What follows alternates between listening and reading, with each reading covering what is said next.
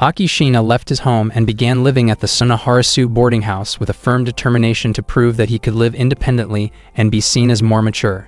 However, once he arrived, his naturally cute appearance led Ayaka Sunahara and the other female residents to surround him with constant attention, treating him like a child rather than an adult.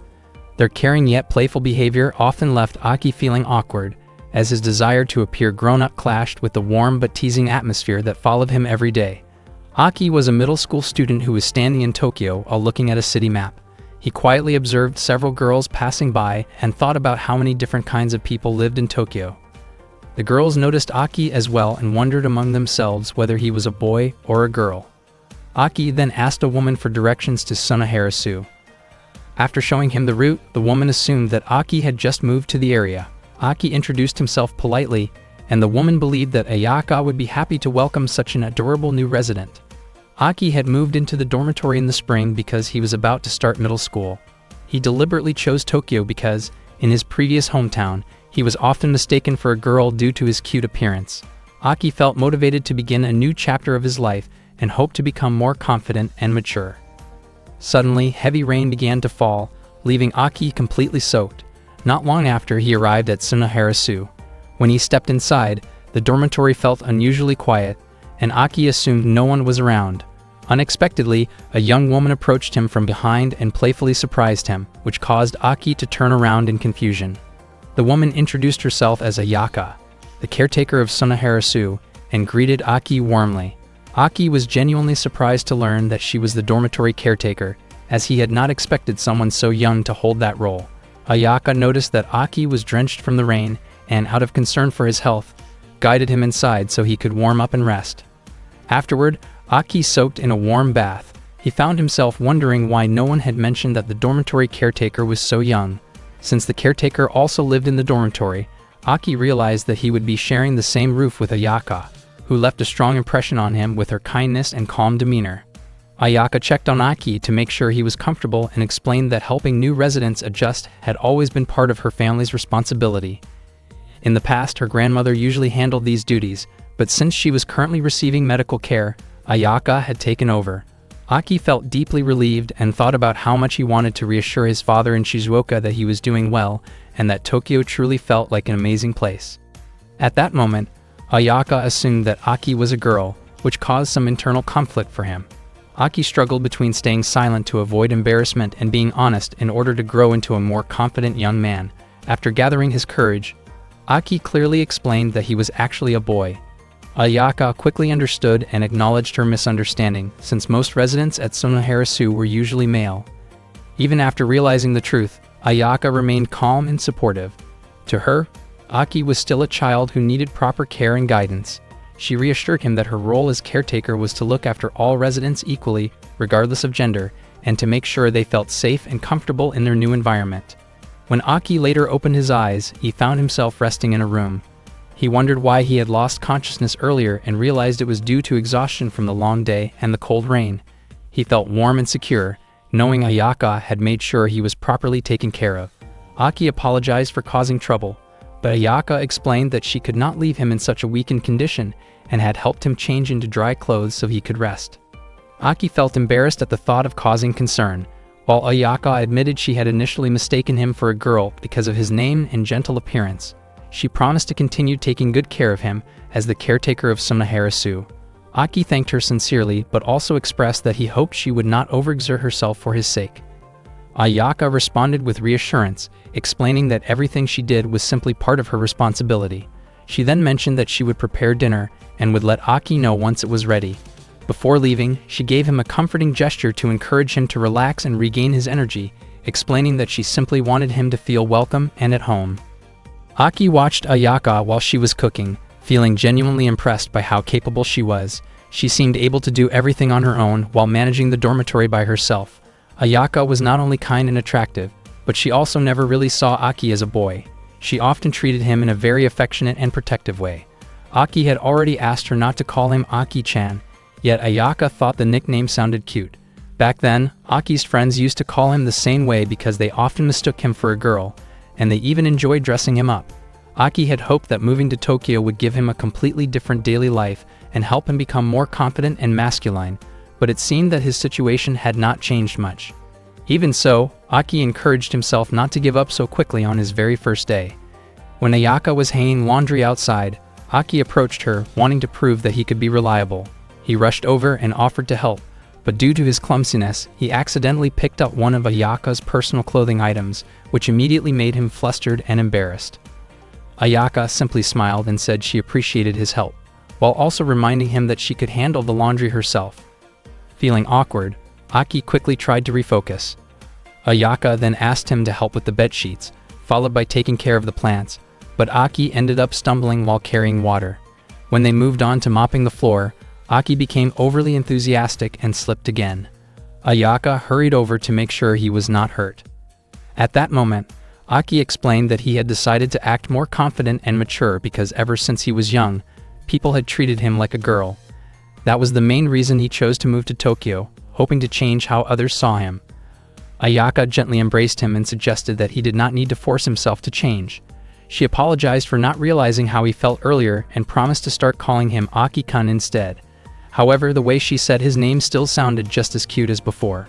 Aki asked her not to treat him like a child, but Ayaka disagreed, saying that to her, he was still young. She teasingly added that she might treat him more like an adult someday, though it was clearly said in a lighthearted and playful way. That same day, 3 girls living at Sunaharasu were expecting the arrival of a boy at the dormitory. They planned to act strict as his seniors.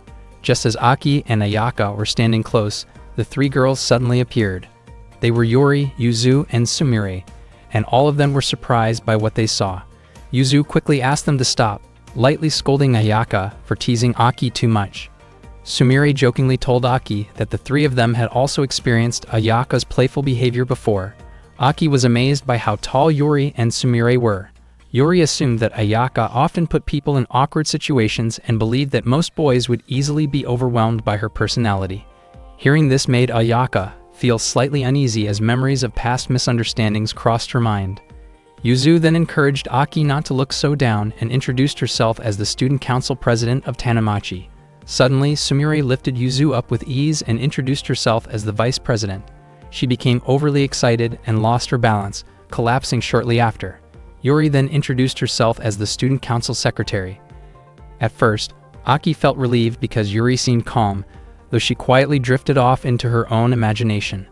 Aki introduced himself to everyone, and Yuzu said that she and her friends, as his seniors, would look out for him. Ayaka quickly objected, saying that taking care of Aki was her responsibility as the dorm manager. Aki then noticed something unusual on top of Yuzu's head and curiously wondered about it. Yuzu became shy and asked him not to ask about something so embarrassing. She laughed and spun around playfully. Sumire explained that Yuzu was a sweet person, and the accessory on her head symbolized her growth and confidence. She also mentioned that Yuzu often felt insecure about herself, which was why Sumire tried to support her as much as possible. Aki wondered how Sumire knew so much, but Sumire simply told him not to ask too many questions. She then guided Yuzu to head back inside. From Aki's perspective, their height difference made them look almost like a parent and child. Yuri commented that Sumire and Yuzu looked good together and explained that the 3 of them had always been close since childhood. She added that Sumire could be a bit hopeless at times, which was why their relationship never seemed to move forward. Yuri believed that things would change that year and asked Aki to help in any way he could. Ayaka then told the 3 girls to go take a bath while she prepared their favorite meal. Yuzu happily invited Yuri and Sumire to go with her, which immediately overwhelmed Sumire once again. After the 3 of them left, Ayaka jokingly suggested continuing what they had been talking about earlier, which startled Aki. It turned out she was only teasing him, and she quickly headed to the kitchen to cook. Later, Aki went to his room and lay down on his bed, still unable to fully process everything that had happened that day. One morning, Ayaka woke Aki up while he was still sleeping deeply. She reminded him that it was the day of the new student entrance ceremony. Because Aki did not wake up right away, Ayaka tried harder to get his attention, which startled him and made him open his eyes immediately. Not long after that, Yuzu came into Aki's room after hearing the noise coming from inside. She scolded both of them for causing such a commotion early in the morning. Ever since Aki moved into Sunaharasu, similar noisy mornings had become a regular occurrence. They quickly got ready because it was an important day. Yuri, Yuzu, and Sumire left earlier since they were members of the student council and had responsibilities to handle at school. Before leaving, Yuzu reminded Ayaka and Aki to behave properly and focus on their day. Aki realized that Yuzu and the others took their student council duties very seriously. After they were alone again, Ayaka stayed close to Aki because it had been a while since they had time together. Aki had recently decided to move to Tokyo, and because of that, he did not have any friends yet and did not know anyone. He felt anxious about being left out or treated poorly at school. Ayaka reassured him by staying by his side and showing her support. She told him that she would help him adjust, then left the room briefly to change her appearance. When Ayaka returned, she was wearing her old high school uniform. She believed that practicing conversations with someone unfamiliar would help Aki overcome his nervousness. Ayaka asked Aki to imagine her as a classmate and encouraged him to start a casual conversation. Aki thought that if he could handle this situation well, it would help him feel more confident. They began with a simple self-introduction. Ayaka looked cheerful and asked where Aki came from. Aki explained that he was from Shizuoka. He felt relieved because Ayaka was easy to talk to, which made the practice feel natural and less stressful.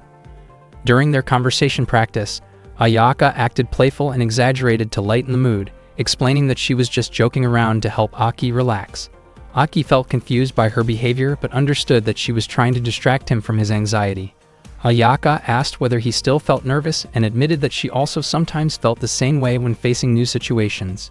She reminded him that feeling nervous was normal and that it would fade with time. Although Aki became flustered by her sudden closeness, it made him more aware of his emotions rather than his fear. As it was getting late in the morning, Aki hurried to get his school bag, only to find that Ayaka had already prepared it for him. He was surprised that she had entered his room again without hesitation. Before Aki left for school, Ayaka told him that she truly believed he would make many friends. That day, Aki no longer felt nervous at school.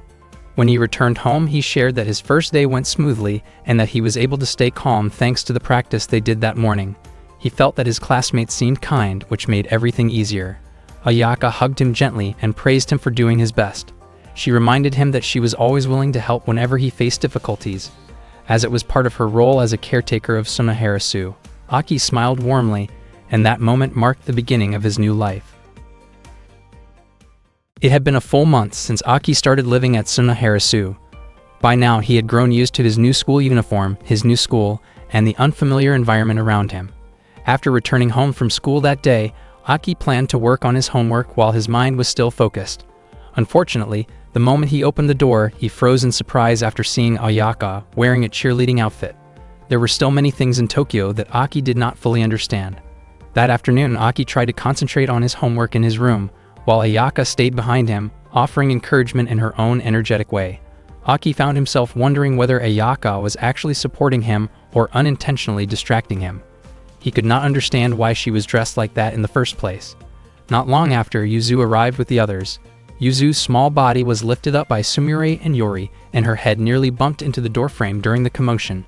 Yuzu then informed Aki that the school would soon be holding its first major event since he had enrolled. Aki could not guess what kind of event the school was planning. Yuzu, growing impatient, lightly struck Aki's stomach to get his attention, and the impact surprised him more than he expected. Yuzu then explained that the big event would be the school's sports festival. According to her, a sports festival always needed strong support, and that support usually came from cheerleaders. Yori mentioned that she had originally made a cheerleading uniform for Sumire, but Sumire had refused to wear it. Aki briefly imagined Sumire in the outfit, only to be snapped back to reality when Sumire pinched his cheek, clearly telling him to stop letting his imagination wander. Aki then grew curious about whether Ayaka would be participating as a cheerleader during the sports festival. Suddenly, Ayaka adjusted her outfit in a careless manner, which caught Aki off guard and made him flustered. Yuzu quickly shifted the focus by declaring that everyone from Sunaharasu was destined to be on the same red team. At that moment, Yuzu's pride was on the line, and losing the festival was not an option for her. Because of that, she decided that Aki would take part in the three-legged race for parent and child teams. Aki was confused about how Yuzu could decide something like that so casually. Yuzu had already asked Ayaka to start training Aki, with practice scheduled to begin the next day. Aki looked hesitant, but Ayaka immediately wrapped her arms around him in encouragement, asking him to give it his all together with her. Seeing them that close, Yuzu quickly scolded them and told them to focus. The next day, Aki and Ayaka began practicing for the three-legged race. Ayaka felt as though she had returned to her own school days. They started with warm-up exercises. Ayaka helped Aki stretch properly, though her overly close guidance made him extremely nervous the entire time. After that, Ayaka asked Aki to help her stretch as well. Aki's face turned bright red as he carefully supported her movements, feeling awkward but determined to help. Once they tied their shoes together, they stood close and prepared to practice. Aki found it difficult to reach Ayaka's shoulder due to their height difference, and he felt clumsy and uncoordinated. However, Ayaka's warmth and gentle presence helped calm him down. They began stepping forward slowly. During the first round of practice, Aki managed to match Ayaka's rhythm. Ayaka praised his effort and encouraged him to pick up the pace. They continued practicing faster steps, repeating the movements again and again until the late afternoon. When Aki finally showed signs of exhaustion, Ayaka decided to end the practice for the day. Aki was surprised by how strong Ayaka's stamina was. She reminded him that they would train again the next morning at 5 o'clock. Aki never expected Ayaka to be so passionate about exercise. As he stood there spacing out, Ayaka urged him to take a shower and rest first. After practice, Aki went to clean up, certain that Ayaka had told him to go first because he was drenched in sweat. He planned to finish quickly, but Ayaka soon appeared nearby wearing casual loungewear, which startled him. Ayaka explained that she wanted to trim Aki's hair since it had grown quite long. Aki tried to refuse, but Ayaka insisted that doing it herself would help him save money instead of going to a barber. Aki's hairstyle had barely changed since his grade school days, which made Ayaka curious about whether he had started caring about how he looked to others. Aki admitted that he was fine with whatever style Ayaka recommended since he knew nothing about hairstyles. Because he trusted her, Ayaka promised she would do her best. She carefully began cutting his hair, asking whether the day's training had been exhausting. Aki admitted that it had been tough, especially since he was still adjusting to matching her pace. Ayaka reassured him that she would continue supporting him and encouraged him to keep pushing himself for the sports festival. The steady rhythm of the haircut made Aki so relaxed that he eventually drifted off to sleep. After Ayaka finished, she gently woke him up. Aki was genuinely happy with the result, and Ayaka felt relieved that her effort had paid off. She neatly adjusted the front of his hair and commented on how cute it looked, even though Aki secretly hoped to be praised as someone cool and dependable. After that, Ayaka washed Aki's hair with shampoo to help relieve the itchiness. Aki truly enjoyed the gentle head massage Ayaka gave him, realizing that it felt far more comfortable than washing his hair by himself. Ayaka played around by shaping the foam into different patterns on Aki's hair. Once she finished washing it, Aki returned to soaking in the bathtub.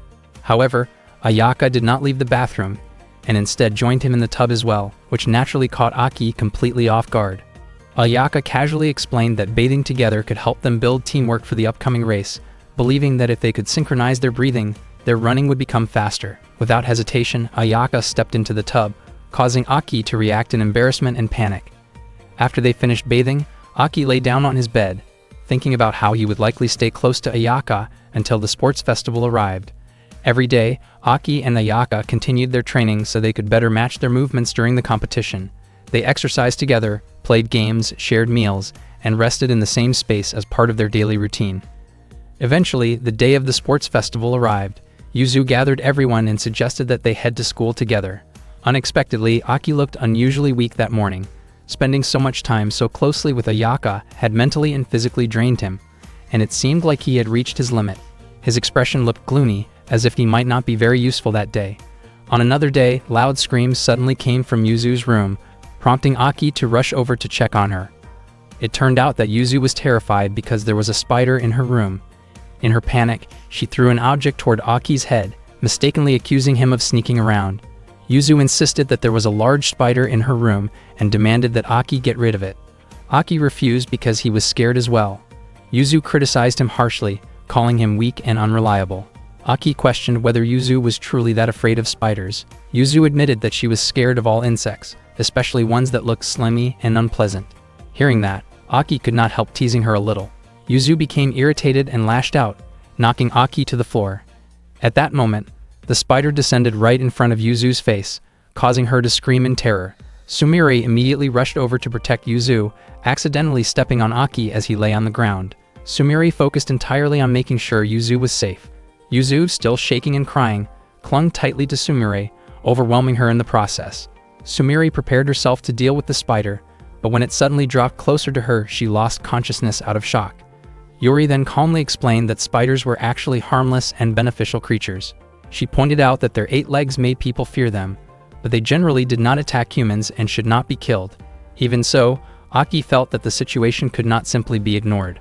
Ayaka soon arrived to check on Aki, but unexpectedly, the spider fell onto her chest area. Ayaka remained calm and quickly removed it with her hand, tossing it aside without hesitation. Aki was shocked by how fearless Ayaka was. After everything settled down, Ayaka invited Aki to accompany her on a shopping trip. Aki quietly thought of the invitation as a date. He returned to his room and carefully chose the clothes he would wear while going out with her. Yuzu and the others offered suggestions that were clearly meant as jokes, which Aki firmly rejected, even though Yuri mentioned that one of the outfits would suit him. Yuzu found it strange that Aki could become so indecisive just for a simple shopping trip. Playfully, Aki teased Yuzu by pretending to mention a spider, which immediately startled her. Yuri was surprised by how deep Yuzu's fear of spiders really was. Yuzu commented that everyone had their own weakness and became curious about what Ayaka's weakness might be. She asked Aki to try to find out during their outing. Yuzu and the others planned to take care of dinner while waiting for him to return. Aki was surprised to learn that Yuzu could cook at all, though Yuzu proudly claimed that she was especially skilled at chopping vegetables. Ayaka sincerely thanked Aki for accompanying her on the shopping trip, and also asked for his help carrying their purchases. Aki looked genuinely enthusiastic about assisting her. As they walked through the streets, Aki noticed people glancing in their direction and wondered if they saw them as a couple. In reality, most people were simply curious whether they were a mother and son or perhaps siblings. Ayaka greeted Yatsuho at her stall along the way. Yatsuho was the woman Aki had previously met when he was asking for directions to Sunoharasu. When Ayaka referred to him as Aki-kun, Yatsuho finally realized that Aki was a boy. Ayaka purchased mirin and sake from Yatsuho's stall. Yatsuho thanked Ayaka for helping out during the beer festival that year. Aki did not understand what a beer festival was. Yatsuho explained that Ayaka was quite skilled at drinking beer and could become troublesome when drunk. Aki then realized that Ayaka enjoyed drinking sake. After that, they visited several more stalls to buy various ingredients. Aki helped carry many of the bags. Even after spending that much time together, Aki still felt that he did not know much about what Ayaka liked or disliked. When they crossed the street, Ayaka gently held Aki's hand. She smiled at him, thanking him again for all his help and promising to return the favor someday. For Aki, simply being able to spend time alone with Ayaka already felt more than enough. When they arrived back at the residence, Yuzu immediately noticed that Aki and Ayaka had been walking while holding hands. She quickly pointed it out and urged them to let go right away. After that, Yuzu asked Aki whether he had already discovered Ayaka's weakness. Aki admitted that he still had not found anything that Ayaka was afraid of. Yuzu then handed Aki a horror movie tape and suggested that he invite Ayaka to watch it together. Following that idea, Aki went to Ayaka's room and asked her to watch a horror movie with him. Ayaka agreed and turned off the lights to make the atmosphere feel more like a movie theater. During the movie, however, Aki ended up being the one who felt scared, while Ayaka calmly tried to comfort him. Later, Aki reported back to Yuzu. Yuzu was confused about how Aki had become frightened instead of Ayaka. She decided to change her plan. Yuri quickly gave Aki a coat, which left him wondering what it was for. Yuzu proposed an idea that Aki immediately rejected because it was inappropriate and made him uncomfortable. Realizing that the plan crossed personal boundaries, Yuzu dropped the idea altogether and asked for Sumire's opinion instead. Sumire admitted that the scariest thing in her life was the thought of being separated from Yuzu. Even imagining it made her feel deeply sad. Aki thought that kind of fear was very personal and likely only applied to Sumire herself. With no other ideas left, Yuzu finally told Aki to ask Ayaka directly about what truly scared her. Aki insisted that he did not want to get involved in strange plans anymore, but Yuzu questioned whether he was genuinely not curious about Ayaka's weakness. That question made Aki reflect. He imagined that if he understood what Ayaka feared, he might be able to act more confidently and protect her better. Motivated by that thought, Aki hurried off to find Ayaka. Yuzu and the others were surprised at how easily Aki gave in. Aki found Ayaka in the kitchen and asked her what frightened her. Ayaka smiled, immediately realizing that this was the real reason he had invited her to watch a horror movie. She explained that she felt very uneasy about the idea of someone quietly entering her room while she was asleep. After sharing that, Ayaka returned to her room. Late that night, Aki deliberately approached Ayaka's room to check on her. He saw that she was sleeping peacefully and prepared to leave, but Ayaka unconsciously reached out and held onto his hand. She later revealed that she was actually scared of horror movies, but she had hidden her fear because Aki was the one who invited her. As a result, she felt anxious about sleeping alone and wanted Aki to stay nearby so she could feel safe. Ayaka held on to him closely in a gentle and reassuring way. The next morning, Yuri and the others discovered that Aki had fallen asleep in Ayaka's room. They noticed that the two of them had been resting side by side, still holding hands. Seeing that scene, Yuzu immediately reacted and scolded him loudly, clearly shocked by what she saw. One day, Yuzu was reading a comic in Aki's room and became curious about his opinion on relationships with an age difference. Aki thought that kind of relationship was fairly common. It turned out that Yuzu was referring to age gaps like the one between a teacher and a student. She then explained that she wanted to teach him something about how warm air rises while cooler air stays below. Even though it was already May, the weather felt unusually hot. Since Yuzu's room was on the second floor, it was naturally warmer than Aki's room downstairs. Because of that, she decided to take a short rest in Aki's room instead. Aki complained and asked Yuzu to move to the living room, but she refused and reminded him not to get irritated too easily, joking that it could stress him out. Yuzu commented on how pleasant Aki's bed smelled, which made Aki feel embarrassed as he noticed her paying close attention to it. Aki then realized that the two of them were alone together in his room. He simply looked at Yuzu and tried to act normal. Yuzu noticed Aki staring at her and wondered why he kept doing so. She assumed he was curious about the comic she was reading and invited him to sit beside her, but Aki hesitated and refused at first. Yuzu teasingly thought he was being disobedient toward the student council president. In the end, Aki gave in and sat next to her, though he kept a noticeable distance. Yuzu seemed dissatisfied and shifted closer, choosing a position that made her feel more comfortable because her arms felt tired. Aki felt that Yuzu was being a bit over the top and found himself unable to move freely, so he focused on reading the comic instead. As he looked at the pages, Aki realized that Yuzu liked romantic comics. He thought that comics from that era often contained very dramatic scenes. Yuzu was surprised by how intense one particular page was. She appeared nervous and suddenly became aware that she had never really thought of Aki as a guy before. She also realized that her behavior might have seemed overly familiar. When Aki was about to turn the page, Yuzu abruptly stood up and made it clear that she did not want him to misunderstand her intentions. Right after that, she hurried out of Aki's room. Ayaka happened to see Yuzu leaving in such a rush and felt confused. She then went to Aki's room, bringing along some homemade cake. Aki thanked her and commented that it looked delicious. Ayaka asked why Yuzu had rushed out earlier. Aki admitted that he did not know the reason, explaining that they had simply been reading a comic together before Yuzu suddenly left.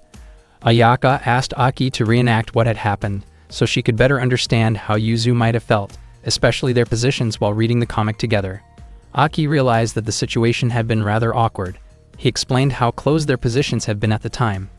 Ayaka encouraged him to demonstrate, which made Aki extremely embarrassed and caused his face to turn red. He found it hard to concentrate with Ayaka standing so close behind him. When Aki said that he finally understood Yuzu's feelings, Ayaka deliberately leaned in and held him tightly, clearly teasing him. Not long after that, Yuzu returned to retrieve her comic and became visibly annoyed when she saw what Ayaka and Aki were doing. She could not understand why the two of them seemed to enjoy acting so overly affectionate. From a distance, Sumire silently observed everything that was happening. The next day, while Aki was walking home, he felt like someone was following him. Sure enough, Sumire was watching him from behind. Throughout the day, Aki had the uneasy feeling of being observed. When he went into a restroom, Sumire unexpectedly followed him inside, which startled him. Aki quickly insisted that she step outside. Sumire then explained that she had been observing his activities all day. Aki finally understood why he had felt watched the entire time. Sumire admitted that she felt compelled to do this because Yuzu kept talking about Aki. Because of that, Sumire wanted to understand what Aki had that she herself did not. She tried to get closer to him in an intrusive way, but Aki firmly stopped her and protected his personal boundaries. He suggested that Sumire should ask Yuzu directly instead of investigating him.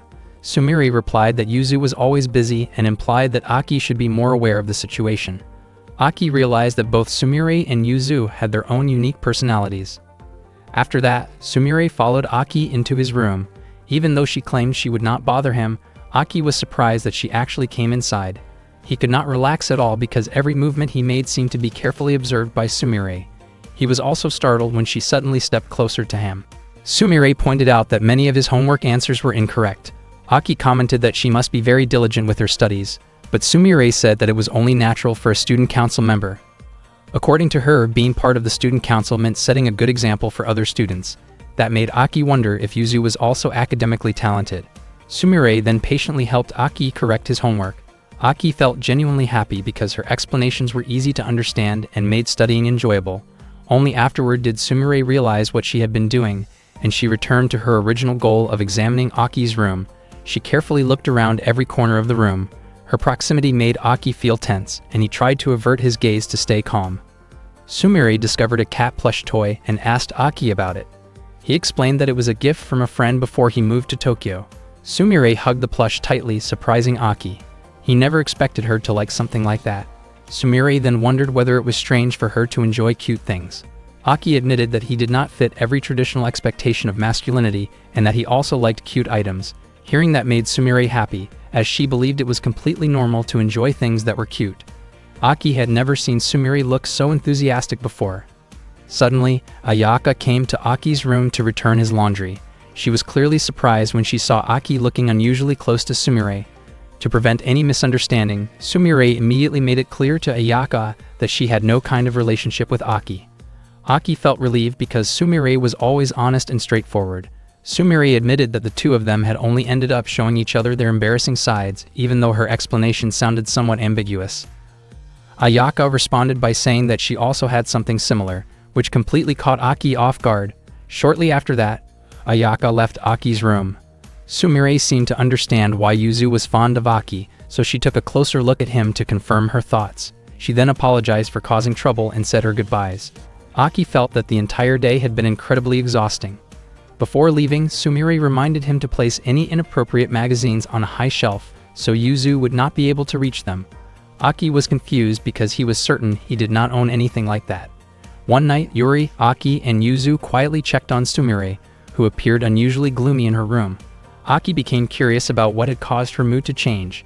Yuri then explained what had happened earlier at the amusement park. Sumire had gone there together with Yuri and Yuzu. Yuzu was very eager to ride one of the attractions, but the staff informed them that the minimum height requirement was 140 centimeters. Sumire blamed herself and thought that things would have been better if she had never suggested going to the amusement park in the first place. She became overwhelmed with guilt and fell into deep despair. According to Yuri, Sumire tended to become overly emotional whenever something involved Yuzu. Aki guessed that Sumire's feelings were extremely fragile. Yuzu explained that Sumire could not bring herself to face her and had chosen to stay locked inside her room. She then asked Aki to do something to help. Aki hesitated, believing it would not be appropriate for a boy to enter a girl's room alone. Yuri argued that it would be fine if it was another girl. As a result, Yuri dressed Aki in girl's clothing so he could approach Sumire more easily. Aki could not believe they actually went through with that plan. Yuzu commented that Aki looked surprisingly good and encouraged him to go into Sumire's room. Aki followed their suggestion and entered Sumire's room, introducing himself under the name Akiko. Sumire looked drained and unmotivated. Aki observed the room, which was filled with plush toys, and realized that Sumire was far more feminine than he had expected. Sumire asked whether Aki had only come to look around her room. Aki explained that his goal was to help her return to her usual self. Sumire responded by saying that she felt like she had only been a burden to Yuzu, which was why she believed staying alone in her room was the best choice. Aki offered his support, but Sumire instead asked him to help her prepare her pajamas because she lacked the energy to do it herself. Aki felt extremely embarrassed but chose to help in a careful and respectful way. After assisting her, Sumire asked him to retrieve her pajamas from the closet. Aki complied, even though he felt uncomfortable being in that situation. He was surprised by how cute the pajamas were. Once everything was settled, the atmosphere became calmer. Sumire then appeared sad again, explaining that she felt weak because she had not been able to carry Yuzu at all that day. She could not bring herself to ask Yuzu directly and felt as though she had reached her limit. At that moment, Aki said that he was willing to take her place and help however he could. Sumire agreed, and after she lifted Aki onto her shoulders, her energy quickly returned. In an instant her mood improved, and she apologized for making everyone worry. Aki asked to be put down, feeling extremely embarrassed. Sumire then apologized to Yuzu for causing trouble. Yuzu felt relieved to see Sumire back to her usual self and said that this was how she should be. Yuzu admitted that it felt strange not being carried that day, but that feeling alone would not make her gloomy, as she had already faced many challenges. She then invited everyone to return to the amusement park to try the rides again. Even after trying to increase her height in a creative way, the staff still would not allow her on the attraction. Back at the dormitory, Aki was walking alone when he suddenly heard someone calling his name, even though he could not see anyone nearby. Yuri suddenly appeared and startled him. She explained that she needed Aki's help with something that only he could do. Aki became convinced that it must be his responsibility as a boy. Feeling enthusiastic, he declared that he was more than willing to help and even said that a man's words should never be taken back. Yuri then invited Aki to her room. Although he hesitated at first, Yuri reassured him that no one else could help her with this. Aki innocently agreed and followed her. Upon arriving in Yuri's room, Aki felt nervous because it was his first time being there. He noticed a photo of the residents of Sunaharasu and commented that they looked young in the picture. Yuri quickly reminded him that it was impolite to talk about a woman's age. Aki assumed that she would ask him to do some physical work or help deal with insects, but instead, Yuri asked him to try on a maid outfit. Aki was stunned and realized that Yuri seemed to enjoy seeing him wear girls' clothing. Yuri explained that she enjoyed making clothes and wanted to check the sizing. Yuzu was too small, while Sumire and Ayaka were too tall, leaving Aki as the only one whose size fit properly. Aki hesitated because it was women's clothing, but Yuri insisted that the outfit was cute and reminded him that he had already promised to help her. Aki wondered why Yuri did not try it on herself, but she continued to press him to keep his word. Aki went along with the request and asked Yuri to turn around while he changed clothes. Before this, Aki's older sister had often asked him to try on women's outfits as well. From Aki's point of view, the clothes did not seem like they would fit him properly, since Yuri's body type was obviously different from his. However, to his surprise, the outfit fit Aki perfectly. It turned out that Yuri had made it specifically to match his measurements. It was not just the maid outfit that Aki was asked to try on. There were many other outfits displayed in the room that Yuri wanted him to wear as well. With little room to argue, Aki could only go along with everything. Yuri also asked Aki to strike some cute poses because she wanted to take photos of him. His poses and expressions turned out better than expected, and Yuri was very pleased with the results. She felt satisfied with her choices. For the final outfit, Yuri brought out a simple swim outfit she had prepared for a playful photo concept. Aki was caught completely off guard and immediately refused, feeling uncomfortable with the idea of wearing something like that. At that moment, Ayaka heard the noise coming from Yuri's room and asked what was going on inside. Aki panicked because he did not want Ayaka to see how he looked. Acting on impulse, Aki pulled Yuri into the closet and asked her to stay quiet. Ayaka then entered Yuri's room but did not find anyone inside. After Ayaka left the room, Aki finally felt relieved. Yuri then wondered what Aki thought about the situation they had just been in. Aki suddenly realized how close they had been in the cramped space and quickly jumped out of the closet. Later, Aki lay down in his own room, still thinking about the strange and flustering experience from earlier. Meanwhile, Yuri had intentionally taken photos of Aki because she planned to display them together with pictures of the other dorm residents. One day, Yuzu was chatting with Ayaka and Aki at the dining table, and the conversation turned to the topic of June brides. Ayaka shared the common belief that couples who get married in June are said to enjoy lifelong happiness. She also mentioned that becoming a June bride is often considered a dream for many women. Hearing that, Aki began to wonder whether Ayaka herself might be thinking about marriage. His imagination started running wild, and he became so distracted that he accidentally spilled his juice, soaking Yuzu's magazine. Realizing what he had done, Aki sincerely apologized for his carelessness. Trying to change the subject, Aki asked whether women really thought about becoming June brides all the time. Yuzu explained that she felt she was still too young to seriously think about marriage, so it was not something she cared much about yet. Aki found her answer surprising, especially since Yuzu's expression suggested that she actually had more on her mind than she was letting on. Yuzu noticed Aki's curiosity and admitted that she had imagined herself becoming a devoted wife who supports her husband and builds a warm home together with him. Aki started imagining a peaceful domestic life, but his thoughts became a bit too obvious from his expression. Annoyed by that look, Yuzu immediately tossed some food at him to snap him back to reality. Not long after, Sumire and Yuri joined them, having been drawn in by the conversation about marriage. Yuri shared that she liked the idea of being deeply involved in her future husband's life and supporting each other completely as a team. She seemed genuinely happy imagining herself as a dependable partner.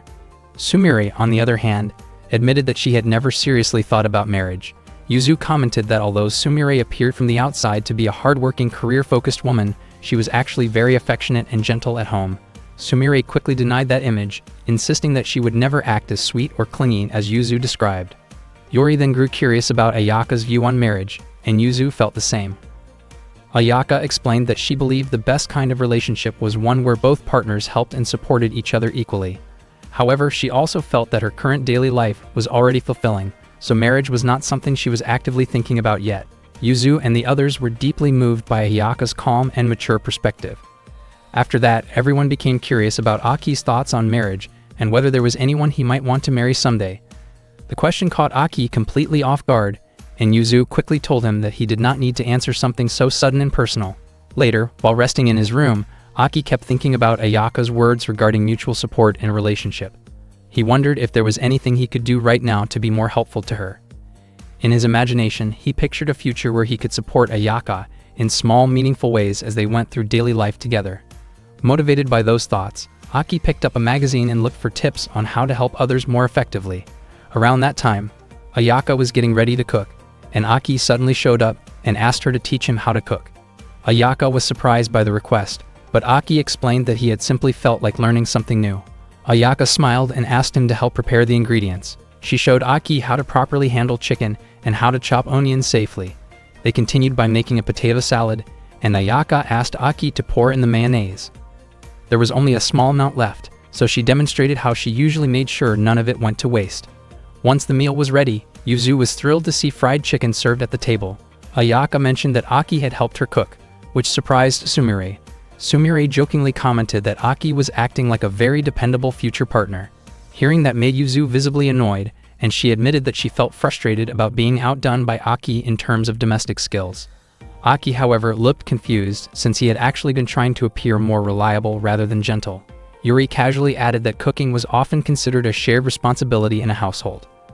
After dinner, Aki headed back to his room, and Yuzu followed shortly after. Aki asked what Yuzu wanted to talk about. Yuzu hesitantly brought up her worries about personal appearance and self-confidence, wondering whether people tended to prefer certain looks over others. The topic surprised Aki, and he asked why she was so concerned about it.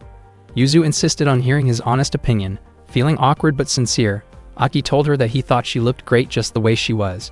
Instead of feeling reassured, Yuzu became embarrassed and lightly kicked him in frustration. She admitted that, compared to Sumire and Yuri, she often felt insecure about herself. Aki realized that her worries were similar to his own insecurities. He suggested that she might feel better talking with Sumire or Yuri about it. Yuzu immediately rejected the idea, saying that it would be too embarrassing, especially since Sumire clearly liked Yuzu just the way she was. Yuzu felt more comfortable talking about these concerns with Aki instead, and they went to her room. Aki was surprised to discover that Yuzu had her own personal computer. She also wore blue light-blocking glasses, which made her look more studious than usual. Yuzu asked Aki to help her look up information online, explaining that she was too embarrassed to search for it herself. Aki hesitated but eventually helped her browse articles related to self-care and confidence. As he read through various tips, Yuzu eagerly tried some of the harmless advice, but when the information started becoming inappropriate, Yuzu immediately stopped him and scolded him for showing her something unsuitable. Despite the awkwardness, the moment ended with both of them realizing how important it was to respect boundaries while supporting each other in their own ways. After that, Aki went to the laundry room. He thought it might be better to ask Ayaka about something that had been on his mind. Ayaka noticed that Aki had been looking at her for a while, and she gently pulled him closer, making him realize that staring at someone without a clear reason was not polite. Aki reflected on how Ayaka's calm and warm presence seemed to represent her kindness. He began to wonder whether a person's outward appearance could somehow reflect the size of their heart and their compassion. Aki felt as if he had stumbled upon a strange insight about life and decided that he wanted to share this thought with Yuzu. Aki hurried to Yuzu's room, but unfortunately, Yuzu was in the middle of her personal self-care routine and was completely caught off guard by his sudden arrival. She became extremely embarrassed and reacted by pushing him away and forcing him out of the room.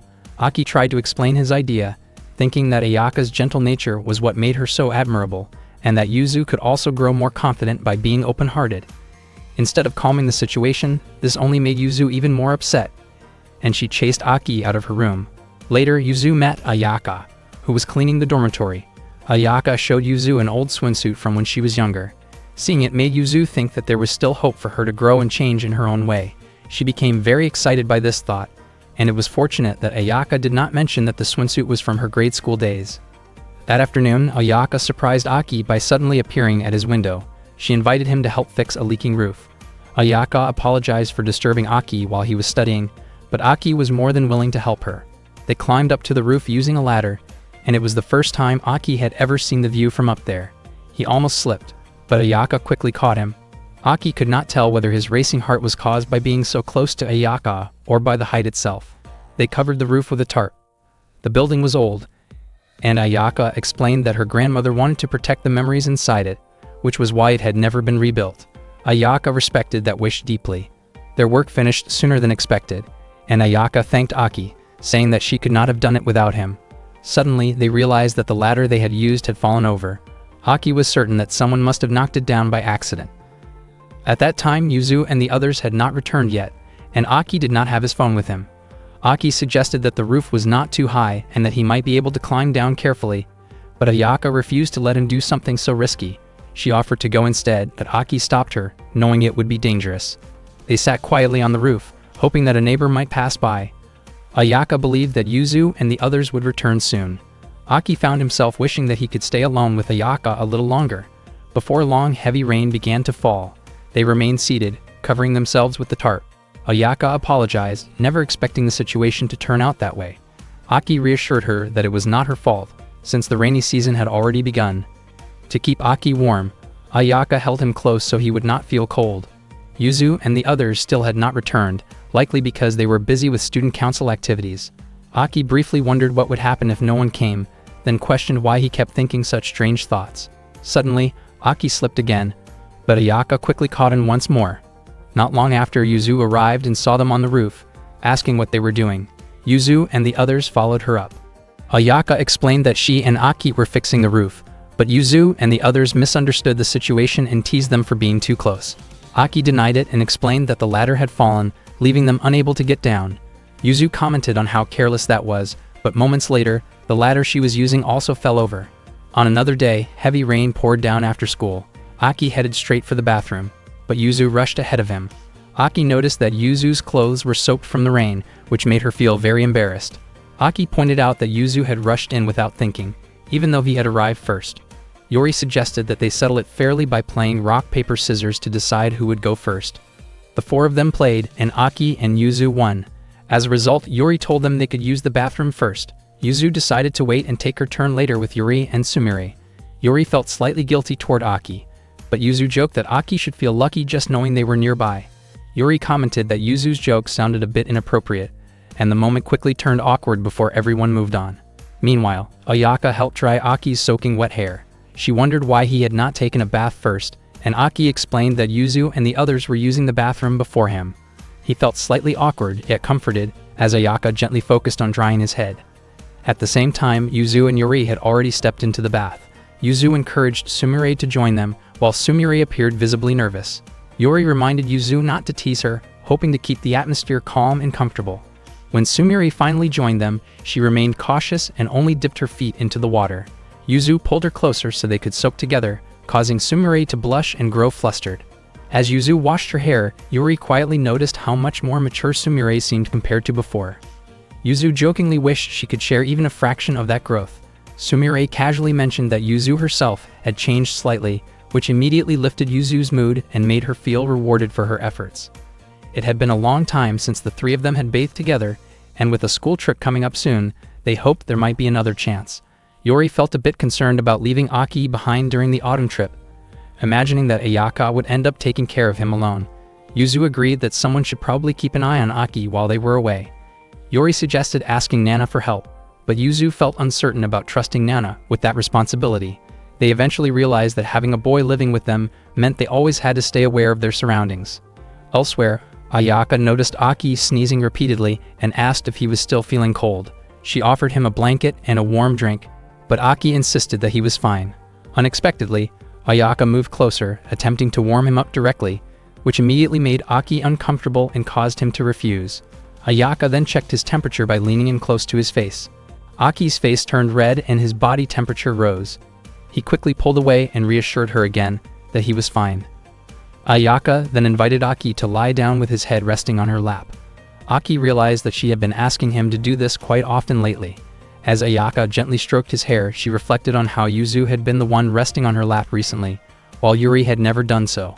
Ayaka expressed her determination to keep trying until Yuri would eventually feel comfortable enough to rest there as well. Before long, Yuzu returned with ice cream and noticed Aki sleeping soundly. She lightly pressed the cold treat against him to wake him up and urged him to go take a bath. Curious about what they had been talking about, Yuzu asked, and Ayaka explained that they had been discussing when Yuri might finally rest on her lap. Without hesitation, Yuzu and Sumire pulled Yuri over and guided her into Ayaka's lap. Yuri was completely caught off guard, having believed all this time that she could avoid that situation. One summer day, Yuzu asked Aki to prepare a large soaking tub so everyone could cool off and enjoy the warm weather in the house yard. Yuzu had intentionally set the tub up outside because going all the way to a swimming pool felt like too much trouble. While they were getting ready, Yuri suddenly tugged at Yuzu's clothes, assuming that Yuzu simply wanted to show off her brand new swimsuit. Feeling embarrassed, Yuzu reacted by spraying water in Yuri's direction, but the splash accidentally reached Ayaka and Sumire as well. Yuzu was startled when she noticed that their clothes were soaked, making the situation awkward. Feeling shy and unsure of herself, Yuzu quickly stepped back and slipped into the tub to calm down. As she relaxed in the cool water and enjoyed the summer atmosphere, Aki suddenly noticed Sumire standing nearby, still drenched from the splashing earlier. Sumire casually reassured him not to act so stiff, since she was already wearing a swimsuit underneath. She removed her outer shirt, which made Aki instantly flustered and unsure of where to look. Yuzu found Aki's reaction strange, especially since he had not acted the same way earlier. She wondered out loud about when Sumire had bought that swimsuit, as she had never seen it before. Yuri explained that she had pressured Sumire into buying it. According to Yuri, the swimsuit looked really cute, and Yuzu agreed that it suited Sumire perfectly. Yuri then mentioned that she had bought herself another new swimsuit as well, because the one she had previously purchased with Yuzu no longer fit comfortably. Ironically, Yuzu's swimsuit from that same shopping trip had felt too loose, which made Yuri feel somewhat left out and betrayed in a lighthearted way. Under the bright summer sun, Aki seemed lost in thought. Yuzu teasingly wondered if he was having strange ideas, like wanting to join them in the tub. Yuri firmly reminded everyone that boys were not allowed in the tub. Aki felt confused about being singled out like that at the moment. Shortly afterward, Ayaka called Aki over to help carry some watermelon she had just cut. When Aki saw Ayaka wearing a swimsuit like the others, he froze in surprise. He could not help but stare, which made Ayaka notice his reddened face. She grew concerned and thought he might be feeling unwell from the heat, but Aki quickly assured her that he was fine. Ayaka suggested that Aki should also change into swimwear. Aki briefly thought that wearing a swimsuit might boost his confidence, but he decided against it because he felt uncomfortable showing himself in front of the girls. Ayaka smiled and playfully tried to catch him, while Aki kept dodging her. She wondered why he was avoiding her so much, and Aki asked her not to get too close while she was wearing a swimsuit. Meanwhile, Yuzu, Yuri, and Sumire were happily splashing around together, while Ayaka and Aki watched from the side. Ayaka asked why Aki did not join them. Aki admitted that he felt too nervous to get into the tub with everyone else. Ayaka offered to accompany him later so he would not feel awkward, but Aki still refused, saying that even that idea made him feel embarrassed. Deep down, Aki thought the situation was overwhelming enough already, especially since Ayaka was standing so close to him. He struggled to keep his composure. Before long, Yuzu and the others finished playing in the water. Yuzu then asked Ayaka and Aki to help clean up the tub. Aki quietly wondered why Yuzu often assigned tasks to others. As he looked at the tub, he thought it would be awkward to step into it alone. Suddenly, Ayaka gently pushed him in, and they ended up soaking together. Aki wondered if Ayaka had done that just for his sake, and thought she should have let him change his clothes first. From a distance, Yuri was busy taking photos of the moment. That night, when Aki stepped out of his room, he noticed Yuri holding her camera. Curious, he asked what she was taking pictures of. Yuri casually mentioned that she was capturing images of spirits to send to a television show, which immediately frightened Aki. Seeing his reaction, Yuri laughed and revealed that she was only joking and had not expected him to get scared so easily. She explained that whenever she held a camera, she felt an urge to photograph everything around her. Aki grew curious about the kinds of photos Yuri had taken. Most of them were just ordinary pictures of everyday objects, but among them was an accidental photo of Yuzu while she was in the middle of changing clothes. Yuri smiled mischievously and teased Aki by saying that he was not supposed to see that. Aki panicked and quickly insisted that he had not seen anything at all, hoping to avoid further trouble. Not long after that, Sumire approached Yuri and explained that she had reached her limit. Yuri then showed her the photos of Yuzu that she had secretly managed to collect. Aki became curious about what the two of them were looking at. Yuri presented one particular photo to Sumire, a special one that she had obtained. The picture showed Aki quietly imitating an idol, and it immediately caught Sumire's attention. She really wanted to own that photo, but her finances were tight that month. Still, she soon hurried back to her room to get some money. Yuri felt excited and eagerly awaited the payment from Sumire for the special photo. Yuri then turned toward Aki and smiled, confident that he had heard everything, although Aki denied it. Yuri casually mentioned that Aki might end up getting into trouble, but she added that she could make an exception if he agreed to help her. Aki admitted that he would go along with her request.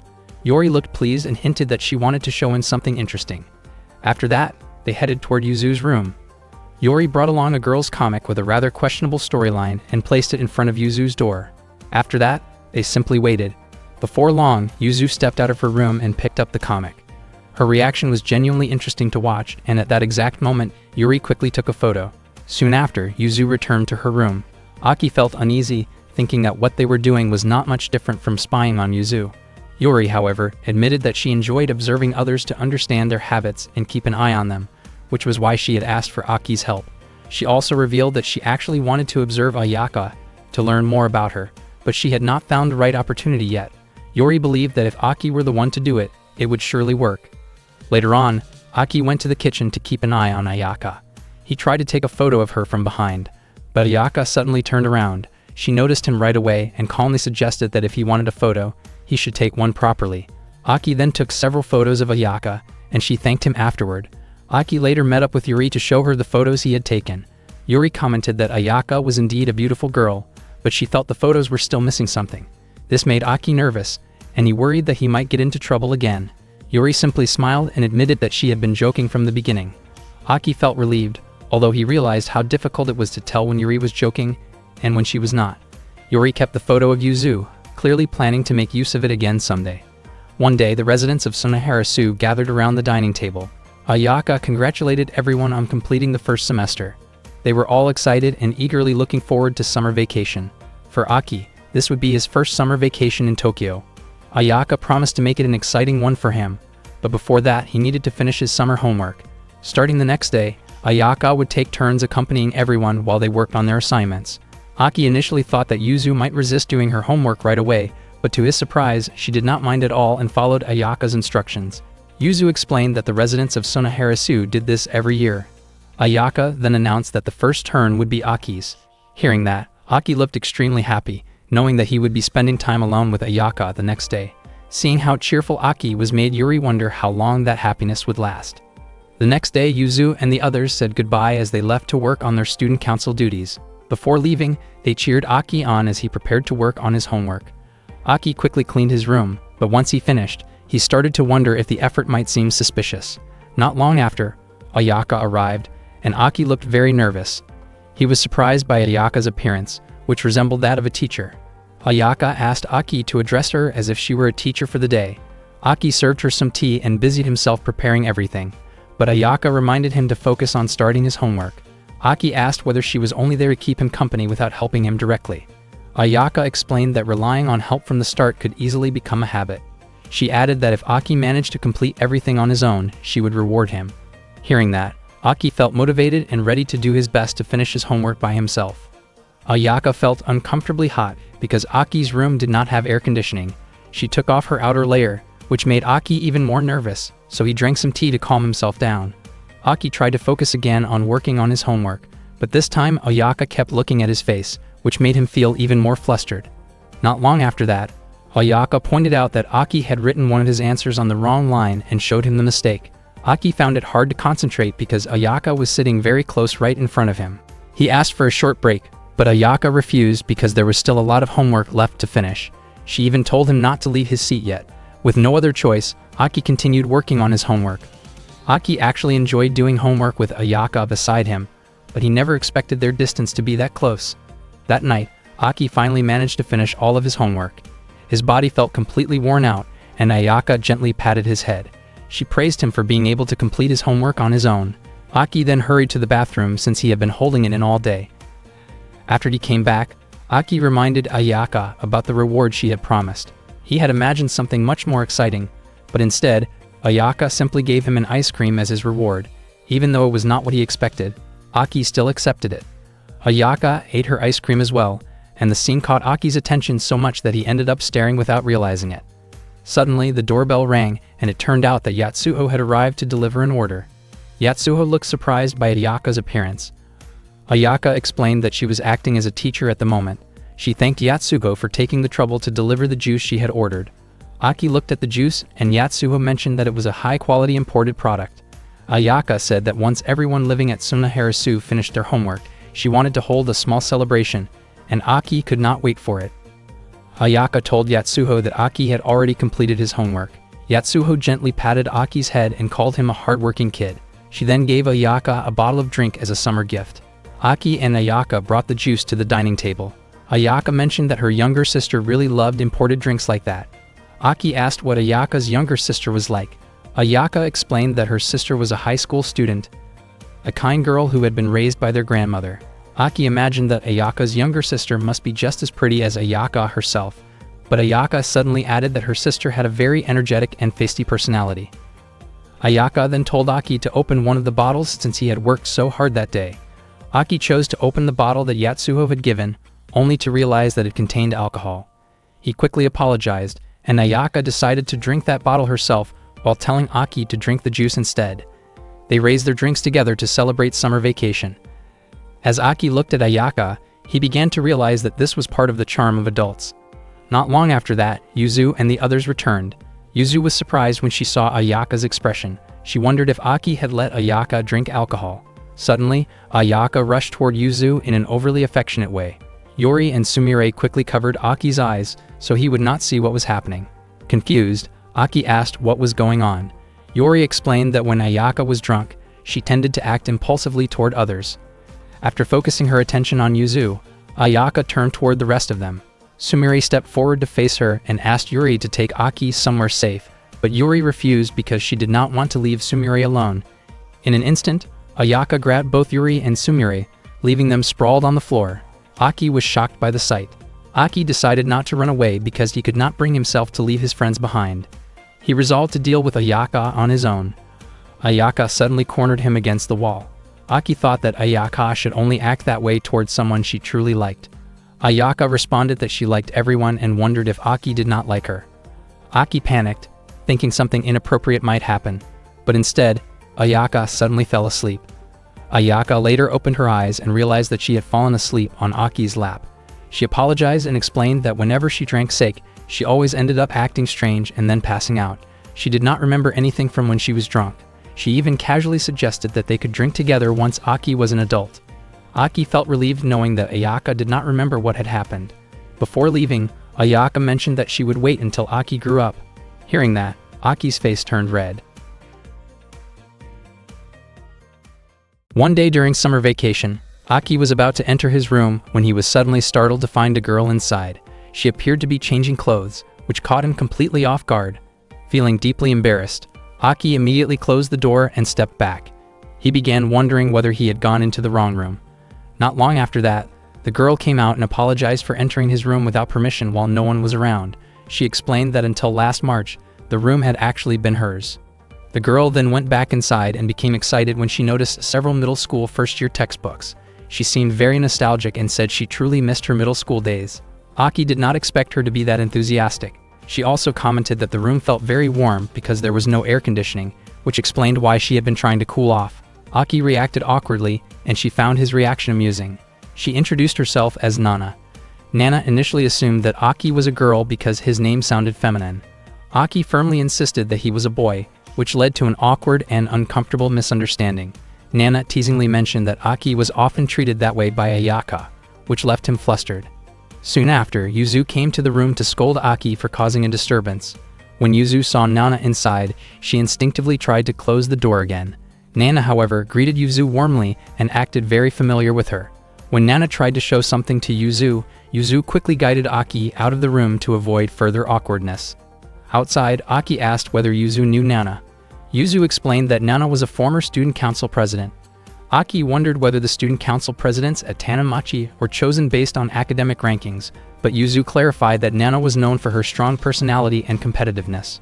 Shortly afterward, Nana asked them to come back inside. She wanted to show Yuzu her old high school uniform, which she had kept as a memory. Yuzu made sure Aki did not stare and reminded Nana to behave properly around him. Nana jokingly suspected that Yuzu and Aki had a special relationship, but Yuzu denied it and stated that, As the head of the Sunaharasu dormitory, she would not allow Nana to act recklessly. Nana took that as a challenge and confidently claimed that she would not lose to someone younger like Yuzu. Instead of anything physical, they ended up competing by answering questions from various school subjects, including math, science, and history. Yuzu complained that Nana was being unfair by including high school level material. Nana won the academic challenge and jokingly claimed victory, which led to a noisy argument between the two over the result. Their commotion caught Ayaka's attention, and she immediately came to check on them. Ayaka was surprised to see Nana there and wondered why Nana had not told her in advance so she could have picked her up at the station. Nana explained that she did not want to bother her busy older sister. It was then that Aki realized Nana was actually Ayaka's younger sister. That evening, Nana had dinner together with the residents of Sunaharasu. She clearly loved Ayaka's cooking and even asked for seconds. Yori asked how long Nana planned to stay at the dormitory. Nana said she intended to spend the entire summer vacation there. She was especially excited about spending time with Yuzu and Sumire during the break. Yuzu reminded Nana not to disrupt the moral balance of the dormitory. Nana claimed that she had no intention of doing so and suggested that everyone simply enjoy summer by going to the pool and attending the summer festival together. Aki thought that Nana and Ayaka felt completely different from each other. He found it hard to understand why Ayaka described Nana as someone who loved to fight. Ayaka, in turn, was surprised that Aki saw them as so different. From Aki's perspective, Nana seemed energetic and cheerful. Ayaka smiled at that description and said that Nana was actually a kind and well-behaved girl. Not long after dinner, Nana invited Ayaka to relax together and casually suggested that everyone wind down after a long day. Aki was once again caught off guard by Nana's openness, which only added to his confusion. The next morning, Aki woke up in shock after realizing that Nana was sleeping beside him. Startled by the situation, he quickly jumped out of bed. His sudden reaction caused Nana to wake up as well, and she looked genuinely confused about why Aki was there. After a brief moment of confusion, Nana realized that she had mistakenly slept in Aki's room again, something she had done out of habit. She immediately felt embarrassed and apologized, explaining that she had simply forgotten because she was so used to resting there. Aki stared at Nana with a puzzled expression. Nana suddenly became aware that Aki was seeing her before she had gotten ready for the day, which made her feel flustered. She quickly left the room, only to return a short while later after fixing her hair and getting dressed neatly. Once she came back, Nana casually invited Aki to play video games together. She climbed onto the bed to grab something and revealed a hidden storage space that Aki had never noticed before. Nana explained that the space was useful for hiding personal items. Aki clearly stated that he did not keep anything like that. Nana admitted that she usually hid her games there because Oyaka limited her gaming time to 1 hour a day. Aki was surprised to learn that Nana enjoyed video games so much. Nana jokingly wondered if it was because she appeared calm and elegant, but Aki honestly thought she looked more like someone who enjoyed being active outdoors. Nana then asked whether Aki liked video games, and he admitted that he had never played them before. Hearing that, Nana said that it meant this would be Aki's first gaming experience with her. Nana guided Aki patiently as he tried playing for the first time. Although he struggled and kept losing, she encouraged him to focus and stay calm. Ironically, Aki found it difficult to concentrate because Nana was constantly hovering close by to help him. Eventually, with her guidance, Aki managed to complete the game successfully. Nana looked pleased with his progress, but Aki suddenly felt exhausted and lost consciousness for a brief moment. When he opened his eyes, Aki realized that he was resting comfortably, and it reminded him that both Nana and Ayaka shared the same habit of making sure he was safe whenever he fainted. Nana laughed lightly about what had happened, and then suggested trying another game. Aki wondered why Nana was so eager to keep playing, and Nana explained that she rarely had friends who shared her interest in gaming, since most of them preferred talking about clothes or relationships instead. They moved on to a fighting game, where Nana easily defeated Aki again and again. No matter how confident Aki felt before each round, he simply could not win against her. Before long, Ayaka came to Aki's room to let them know that breakfast was ready. She reminded Nana to keep her gaming time within the 1 hour limit. Out of nowhere, Nana mentioned that she would love to take Aki to visit her home someday, which completely caught him off guard. Ayaka immediately stepped in, explaining that she was responsible for taking care of Aki, and gently refused the idea. Later that day, Aki was relaxing in the yard when he suddenly had a strange dream. In it, Nana and Ayaka appeared in summery outfits and asked him for help with outdoor preparations. The moment felt overwhelming, and Aki quickly woke up, realizing it had all been a dream. To his surprise, Nana had once again fallen asleep on his bed, leaving Aki both confused and speechless. That day, the residents of Sakurasu went to the swimming pool following Nana's suggestion. Yuzu and the others were extremely excited and could not wait to try the water slides. Not long after that, Ayaka approached Aki after changing into her swimsuit. She invited him to practice swimming together, but then realized she had forgotten to apply sunscreen and briefly went back inside. Meanwhile, Yuzu was relaxing in the pool, enjoying the water, while Yuri was busy taking photos of the surroundings. Before long, two girls came over to Aki and greeted him in a very friendly manner. Aki became nervous and explained that he was waiting for someone, but the two girls continued teasing him in a playful way. Nana soon arrived and asked what was going on around Aki.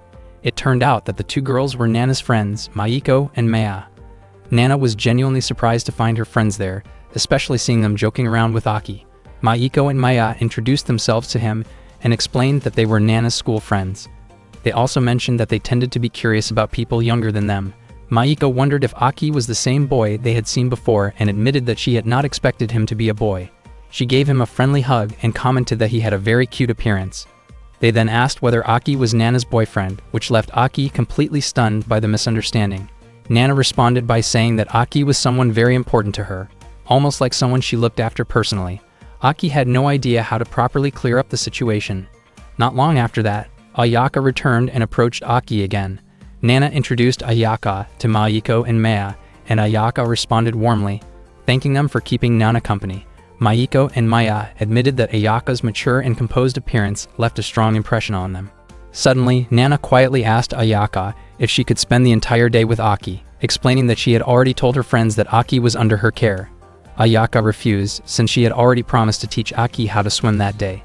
Nana then suggested turning the situation into a swimming competition, where the winner would get to spend the day with Aki. Ayaka was confused by how things had escalated so quickly, but Nana promised she would not bother Aki if Ayaka won the race. Eventually, Ayaka accepted the swimming challenge. Nana was confident that she would not lose, while Aki could only wonder why he had suddenly become the prize in a competition between the two of them. At the same time, Yuzu was having fun on the water slide, while Yuri and Sumire waited at the edge of the pool. Yuri quickly took photos of Yuzu as she slid down. Yuzu wondered why the two of them did not join her in the pool, especially since the water felt so refreshing. Nana and Ayaka began warming up before the race. Maiko and Maya sat with Aki, watching the competition from the side. They continued chatting with him and found him very endearing, clearly enjoying his company. Nana felt grateful that the contest took place at the pool, since swimming had always been one of her strengths. She felt confident she could outperform Ayaka based on her own experience. When the race was about to start, Ayaka did not dive in immediately, which made Nana think that Ayaka might already be giving up. However, once the race began, Ayaka moved smoothly through the water using a backstroke. Maya commented that Ayaka seemed to have chosen that style deliberately because it allowed her to swim comfortably and steadily. Maiko asked whether body balance affected buoyancy, and Maya casually replied that everyone experienced the water differently. Their conversation soon drifted away from the race as they continued talking with Aki. Nana and Ayaka kept swimming until they reached the edge of the pool. Nana was briefly surprised but managed to catch up. They arrived at almost the same time. Nana asked Maiko and Maya who had reached the edge first, but the two were too busy chatting with Aki to pay attention. Nana refused to accept a draw and insisted on repeating the race. No matter how many times they tried, the result was always the same, with both of them reaching the edge together. Maiko and Maya eventually lost interest in the competition altogether and focused solely on their conversation with Aki. The repeated races continued until the afternoon began to fade. Eventually, Maiko and Maya decided to leave, having grown bored. Not long after that, Yuzu came over to tell everyone that it was time to head home. She was confused by what Nana and Ayaka were still doing in the pool. Nana was clearly exhausted and admitted she could not continue anymore. Ayaka calmly stated that this meant she was the winner. Nana could not understand how Ayaka still had so much stamina left.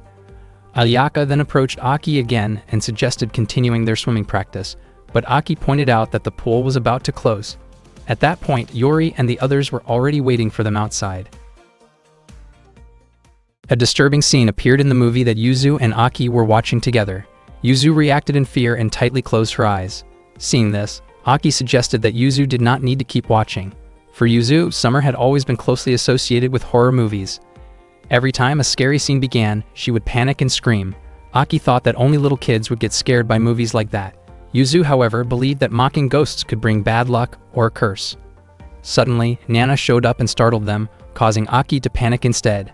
Nana laughed at his reaction and reminded Yuzu to be careful, especially since Sunaharasu was an old building where strange things could easily happen. When Nana noticed how frightened Aki looked, she laughed again and admitted that she had only been joking. She casually mentioned that she could keep Aki company so he would feel less scared, but Aki immediately refused the idea. Later that night, Aki was reading a book in his room when he suddenly heard a strange noise that startled him. He wondered if the sound was coming from the room next door. When the noise happened again, his fear grew stronger. Aki stepped out into the hallway to investigate, where several lights flickered, creating an unsettling atmosphere. He quickly knocked on Ayaka's door and discovered that Yuzu was also inside the room. Aki explained to Ayaka and Yuzu that he had been hearing strange sounds from the neighboring room. Ayaka told him that the room next to Aki's was an unused storage room. Hearing that information made both Aki and Yuzu visibly uneasy. Ayaka added that the storage room could only be accessed through an old door in the courtyard, and her grandmother had once referred to it as a sealed storage space. This explanation caused Aki and Yuzu to panic even more. Aki then asked why Yuzu was in Ayaka's room. Ayaka gently held Yuzu and explained that Yuzu wanted to stay with her that night. Ayaka also asked if Aki wanted to do the same, especially since she knew that he and Yuzu had watched a horror movie earlier that evening. Aki reacted strongly, feeling misunderstood, and quickly returned to his room. He tried to calm himself down, but the strange noise echoed once again, making him even more nervous. Driven by curiosity, Aki decided to check the storage room himself. He tried to convince himself not to be afraid and went straight to the door. When he pulled the handle, the door opened easily, even though it was supposed to be sealed. Inside, the storage room was surprisingly clean and well lit. The noise continued, and it turned out that Nana was inside, exercising by herself. Nana asked why Aki was there, while Aki questioned why she was using the storage room and why the noise could be heard all the way to his bedroom. Nana found it strange that Aki looked relieved rather than upset. She assumed that he had been scared and had mistaken the noise for something supernatural. Aki asked about the equipment Nana was using, and she explained that it was called a treadmill. Nana mentioned that she exercised regularly to stay fit and even invited Aki to join her for a late-night workout, but he declined. The room was filled with various exercise equipment. Nana explained that her living space was too small, so she had been using the abandoned storage room to store her belongings. She asked Aki to keep it a secret, believing that Ayaka would scold her for wasting money. Unexpectedly, Ayaka appeared, having come to the storage room after hearing Aki's concerns. Ayaka then realized how many unnecessary items Nana had purchased. As a consequence, Ayaka decided that starting the next day, she would add extra vegetables like paprika and shiitake mushrooms to Nana's meals. Nana desperately begged for any other kind of punishment, as long as it was not that one. At that moment, Aki realized that the most frightening thing at Sunaharasu was not ghosts, but Ayaka herself. Because of the situation, Ayaka instructed Nana to tidy up all of her belongings. Rather than letting the items go to waste, Nana decided to entrust some of them to Yuzu and Aki. Aki was willing to bring 1 or 2 items back to his room. Yuzu, however, felt reluctant since most of the equipment was large and took up too much space. Nana playfully turned on the treadmill, causing Yuzu to start running on it and eventually lose her balance and fall. Annoyed, Yuzu refused to take the machine to her room and even kicked it, only to hurt her foot in the process. Nana reminded her to take good care of the equipment, especially since it was very expensive. Yuzu wondered why Nana did not keep it in her own room instead. Nana explained again that her room was too small and suggested a stamina challenge, where the loser would have to take all the equipment. Yuzu found the idea unnecessary, but Nana continued teasing her by calling her weak and lacking confidence. Yuzu insisted that she was no longer as fragile as she used to be. The endurance challenge was about to begin, with Sumire, Yuri, and Aki acting as the judges. Sumire showed her support for Yuzu, while Aki grew curious about whether Yuzu was actually good at sports. According to Yuri, Yuzu's physical education scores were fairly decent, but going up against Nana still seemed like a tough match. The first round used an ab roller. Aki felt flustered as he watched Nana, exercising with strong confidence, while Nana asked the judges to pay close attention. Yuzu struggled a lot with the equipment, and in the end, Nana won the first round. The loss left Yuzu feeling frustrated. The next round involved a balance ball. Nana maintained her posture smoothly on top of the ball, once again making Aki feel awkward as he tried to stay focused on his role as a judge. Meanwhile, Yuzu lost her balance almost immediately after sitting on the ball and fell off. Nana won the second round as well. She felt pleased with herself, but she also noticed that Sumire seemed unwell from getting too excited while watching Yuzu exercise. Sumire mentioned that Yuzu looked especially cute to her. Nana became increasingly confident, convinced that she would be the one to win the entire competition. Yuzu then challenged Nana to a pull-up contest. At first, Yuzu managed to hold on steadily. Aki observed that Yuzu's lighter body gave her an advantage. Over time, Nana grew exhausted, lost her grip, and dropped down, allowing Yuzu to win that round. Yuzu felt proud to finally show her true strength. Not long after, Ayaka arrived and reminded everyone to keep the noise down. Nana explained that they were deciding where to place a treadmill. Ayaka pointed out that placing it in their room could damage the floor and suggested keeping it in the storage room instead.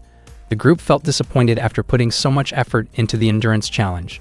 Later that afternoon, Aki helped Ayaka with her chores. He struggled to stay focused, noticing that her clothes were soaked from water play, which made the situation a bit distracting for him. Ayaka thought that summer was the best season for getting wet and having fun. When she moved to change her top, Aki quickly stopped her. Ayaka explained that she was wearing swimwear underneath, so it was not an issue. When Aki tried to empty a heavy bucket, Ayaka insisted on handling it herself. Aki felt uneasy letting her take on such a demanding task, but Ayaka noticed that he was having trouble lifting it and took over anyway. After everything was finished, Aki returned indoors, realizing that he needed to become stronger. Yori then approached Aki and offered to help. Aki shared all of his concerns with her. Yori acknowledged that Ayaka's work was physically exhausting and suggested that Aki could help her relax with a massage. Aki agreed with the idea. Yori enthusiastically demonstrated a new massage technique using sumire as an example, making sure it was done safely and properly. Despite initially doubting it, Sumire ended up feeling surprisingly relieved after the massage. Yori explained that the technique focused on easing muscle tension, which helped prove its effectiveness. She then encouraged Aki to try it himself. Later, while in his room, Aki thought about how to naturally suggest a massage to Ayaka without making things awkward. He went to the kitchen and gave her a small note, which turned out to be a free massage coupon. Aki admitted that he simply wanted to help ease her workload. Hearing that, Ayaka hugged him and praised him for being thoughtful.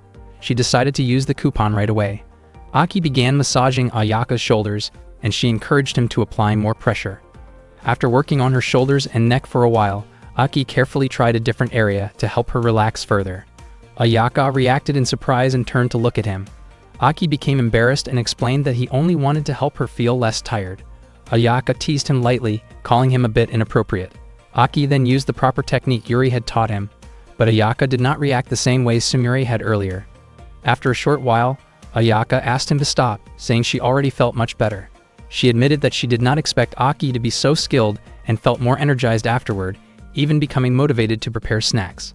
Aki wondered if Ayaka was just being kind to encourage him. He later told Yuri that the massage technique did not seem to have the same effect on Ayaka. Curious, Yuri returned to Sumire's room to check whether Aki had followed the technique correctly. When Aki tried the massage on Sumire again, it clearly worked as intended. Yuri began to wonder whether Sumire was simply more sensitive, or if Ayaka was just much stronger and less affected by it. One day, Maya and Maiko went to Nana to ask for help with their homework. Nana agreed to help, but she found it strange that they came to ask for assistance at the very end of the vacation. Maiko explained that summer break was the only time they could see young men relaxing freely at the swimming pool. Nana was surprised to find out that Maiko and Maya had been going to the pool every single day. While they were quietly arguing about it, Aki tried to slip away unnoticed, but Nana immediately caught him. Instead of stopping him, Maiko and Maya invited Aki to spend time with them. Aki became nervous, convinced that they were planning something strange. Nana then suggested turning Aki into a kind of reward. For every page of homework Maiko and Maya completed, they would earn 10 seconds to spend with Aki. Aki felt uncomfortable with the idea, but Nana explained that without his cooperation, Maiko and Maya would never finish their homework. If their homework remained unfinished, they could be punished at school, and they would likely blame Aki for it. Reluctantly, Aki agreed as long as they promised not to do anything inappropriate to him. Before long, Maiko finished her first page. Nana commented that Maiko's focus seemed to improve whenever young men were involved. Nana allowed Maiko to enjoy her earned time, and Maiko chose to gently massage Aki's shoulders. Shortly after that, Maya announced that she had completed 2 pages of homework. She surprised Aki by suddenly leaning very close to him, which startled him greatly. Maya seemed amused by Aki's innocent reaction. Maiko then completed 3 pages, earning 30 seconds with Aki. When it was her turn, Maiko became very bold and overly familiar, leaving Aki feeling helpless and overwhelmed. Maiko claimed that she could absorb energy more easily through direct contact, and Aki reacted by calling her shameless.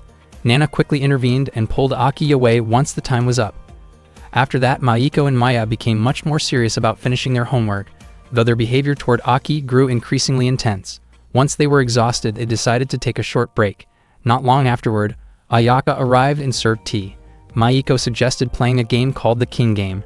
Ayaka asked if she could join, and Mayiko agreed, as long as Ayaka did not give any orders related to homework. Before the game began, Ayaka changed into her high school uniform. In the first round, Maya became the king and ordered numbers 1 and 3 to eat Pocky together. It turned out to be Ayaka and Aki. They had to face each other closely, and Aki struggled to stay calm as Ayaka's face slowly moved closer. Seeing this, Nana and the others also became curious and excited by the game. In the next round, Mayiko became the king and gave an order involving herself and number 2, who turned out to be Ayaka. Mayiko became completely captivated by Ayaka's presence. In the following round, Maya became the king again and chose number 3 to eat Pocky with her, which once again turned out to be Ayaka. After that, both Mayiko and Maya grew increasingly fascinated by Ayaka. Then it was Ayaka's turn to become the king. She chose numbers 2 and 4, who turned out to be Mayiko and Maya. Both of them felt extremely embarrassed, but they could not refuse Ayaka's command. Meanwhile, Nana grew annoyed because she had never gotten a turn. She insisted on playing the game with Aki herself. Unfortunately, it was already getting late, and Ayaka had to start preparing dinner. She reminded Mayiko and Maya to finish their homework. They hurried to complete it, eventually becoming completely worn out. Afterward, Nana reminded Aki that he had promised to help her relax. Maya and Mayiko also became interested in receiving the same treatment. When Aki began helping them unwind, they reacted dramatically, overwhelmed by how unexpectedly effective it was. That day, Nana was in Aki's room, letting him know that there would be a fireworks festival next week. Nana truly loved fireworks festivals, especially because the sound of fireworks bursting in the sky always felt like a sign that summer was coming to an end. Once summer vacation was over, Nana would be going back home. Seeing Aki staying silent, Nana quickly hugged him and pushed him onto the bed in a playful way. She pulled on his arm and urged him to talk to her. Aki groaned slightly from the sudden movement, but Nana kept holding on. In the end, Aki admitted that Nana's departure would make him feel lonely. After hearing that, Nana finally let him go and casually invited him to play games with her. Later that afternoon, Aki accompanied Ayaka to the market. Ayaka was very grateful for his help as they went from stall to stall, stopping by a vegetable stand to buy several ingredients. While they were shopping, Aki noticed a poster advertising the upcoming fireworks festival. When they returned home, Nana welcomed them cheerfully. Nana mentioned to Ayaka that she had not done anything relaxing in a long time. Ayaka then invited Nana into her room and asked Aki to put away the groceries. Aki did not understand what they were talking about. After finishing his task, he found himself standing outside Ayaka's room, trying to listen out of curiosity. He heard Nana's voice reacting strongly to something, which only confused him more. A short while later, Nana came out of the room and noticed Aki standing there. She wondered whether he had heard anything and reminded him that listening in on others was not polite. Aki's face turned red as he asked what they had been doing. Nana explained that she had been having her ears cleaned, a simple form of relaxation, and asked if Aki might want to try it too. She described the experience in a lighthearted way and laughed at Aki's flustered reaction. Not long after, Nana insisted that Aki should also have his ears cleaned. Aki looked extremely nervous and embarrassed. Ayaka smiled gently at him, while Nana closed the door behind them and left. Ayaka reassured Aki and told him not to feel tense. She suggested that he close his eyes and imagine the calm feeling of being taken care of, like when he was younger. Aki rested his head on Ayaka's lap, still feeling shy. Ayaka calmly told him there was no need to be nervous. As she began cleaning his right ear, she noticed how small and neat his ear looked, which made her smile. Aki slowly relaxed as Ayaka continued with gentle and careful movements. The experience made him feel at ease, and he enjoyed the quiet moment. After finishing, Ayaka lightly blew air near his ear, causing him to shiver slightly from the unexpected sensation. Aki then turned to the other side so Ayaka could clean his left ear as well. Being so close made him feel even more self-conscious, but Ayaka continued calmly and professionally. From such a short distance, Aki noticed Ayaka's pleasant, soothing presence, which made him feel safe and relaxed. Before long, Ayaka finished and confidently mentioned that she was quite skilled at ear cleaning, noting that Yuzu and the others also found it very comfortable when she helped them. Aki felt so relaxed that he ended up falling asleep on Ayaka's lap. Nana later returned, wanting to ask how Aki felt, but Ayaka quietly stopped her so Aki could keep sleeping. Aki's sleeping face looked innocent and peaceful. After he woke up, he thanked Ayaka sincerely and left her room. Shortly after, he saw Nana showing a photo of him sleeping to Yuzu and the others. Aki could only hope they would not tease him too much. Yuri then shared a photo of Nana and Yuzu while they were also having their ears cleaned, which made the situation feel a bit more balanced. That evening, Nana appeared wearing a yukata and proudly showed it to Aki. She wanted Aki to light fireworks with her right away. Aki did not fully understand what Nana meant, and Nana simply laughed, admitting that she was not entirely sure either. Soon after, Ayaka joined them and pointed out that Nana's yukata looked a bit messy, asking whether it had been worn properly. Nana commented that the traditional way of wearing it felt uncomfortable, while Ayaka explained that wearing it correctly would actually make Nana look more charming. Nana casually suggested skipping some of the usual layers, which surprised Aki and left him visibly startled. Nana then admitted that she had never seen Ayaka wear a yukata properly before. Ayaka explained that it was difficult to find one that fit her well. Nana suggested that while local shops might not have the right size, online stores probably would. Ayaka responded with a gentle smile, and Nana suddenly realized that Ayaka was not very familiar with using computers or smartphones. Ayaka said she did not mind skipping the yukata altogether, though Aki felt a little disappointed by that. In the end, Ayaka decided she would try wearing it after all and asked Aki to help her prepare the outfit properly. Aki became extremely nervous and wondered why he was the one being asked, thinking it would make more sense for the girls to handle it together. Meanwhile, Yuri and Sumire were helping Yuzu put on her yukata. Yuzu admitted that being expected to wear traditional clothing like that was something she accepted, since as a senior she felt responsible for setting a good example. She also admitted that she did not have any special reason for inviting Aki to the festival. It was simply a polite gesture, considering they all lived under the same roof. After finishing, Yuzu, Sumire, and Yuri headed straight to Aki's room. Yuzu opened the door, only to find Aki being surrounded by Ayaka and Nana. Yuzu looked visibly annoyed and immediately closed the door again. That night marked the Summer Fireworks Festival. The festival grounds were filled with various stalls, including food booths, game stands, and other festival attractions. Aki attended the festival together with the residents of Sunoharasu. He was completely amazed, as it was his first time ever seeing a summer festival. Nana and Ayaka held on to Aki's hands tightly to make sure he would not get lost, since he was unfamiliar with the area. Ayaka reminded him to stay close and not wander off. Nana pointed out that Aki should feel lucky, since it was rare for two girls to accompany one boy so attentively. However, Aki felt more like a strange creature being carefully guarded. Before long, Yuzu and the others told Ayaka that they wanted to check out some stalls on the other side. Aki wanted to go along, but Yuzu did not allow it. Apparently, Yuzu and the others had experienced the same treatment in previous years, so it seemed like this would be a valuable experience for Aki as well. Nana, Aki, and Ayaka continued walking together. Aki tried to pull his hands free, but Nana warned him not to blame her if he ended up getting lost. Aki was confident that he would not get separated from them.